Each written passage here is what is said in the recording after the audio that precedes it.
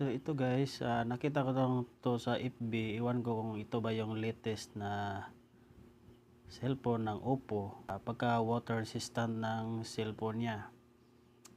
So tingnan nyo, okay lang kahit na buhusan ng tubig, kahit nabasa, okay pa rin. Kaya pala hindi na damage yung cellphone, hindi nasira. So dahil pala ito sa IP65.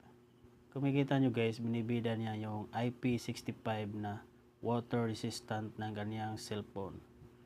So, ano bang ibig sabihin ng IP65? So, ang ibig pala sabihin ng IP guys is ingress protection. Tsaka yung unang digit, protection siya sa solid or dust particles. Kahit gano'ng kalaki, may sukat naman siya. Basta sa dust protection siya. At yung second digit naman guys ay protection sa liquid. So liquid protection siya. So binibida niya doon na IP65. So protection sa tubig o sa water, nasa maximum protection siya na 6.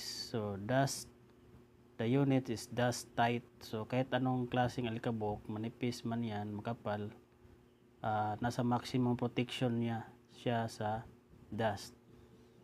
At saka pangalawang digit ay yung 5. So IP65, may protection siya sa tubig, sa mga water jets or tubig na medyo may konting pressure. So okay lang yun. Kaya pala kahit nabasa yung cellphone niya, okay lang.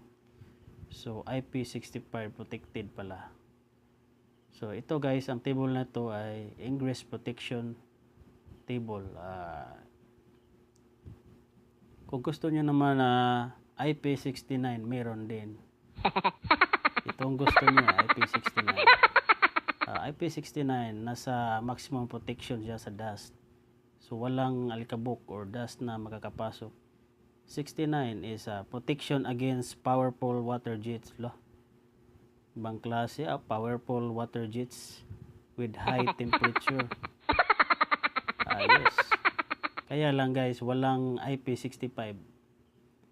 IP69 na protection sa mga cellphone or sa anumang gadgets.